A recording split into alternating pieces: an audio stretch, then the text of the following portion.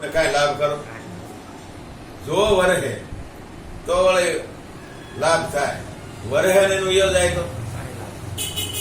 તો મનુષ્ય અવતાર મળ્યો, પોતાના સ્વરૂપને ઓળખવાનો મોકો મળ્યો, ન ઓળખે તો ગાજીને વરસાદ મળ્યો, એમાં જિંદગી પૂરી થઈ. એટલે કીધું લાબુ દાદાએ પહેલી કડીમાં કે આકાશમાં વાદળા અપાર છે, એમાં એક વીજળીનો સમકાર છે, એવું માયાનું સુખ તો લગાર છે. પછી જે વસ્તુ આપને પ્રાપ્ત થાય મૂકીને જવાનું છે, તો બધાને ખબર છે ને,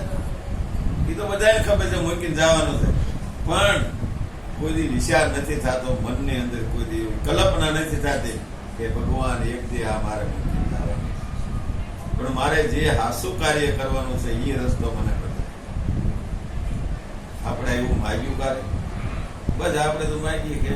ભાડે રહીશું મકાન કે ભગવાન ભગવાન કે તને મકાન તો આપ્યું છે,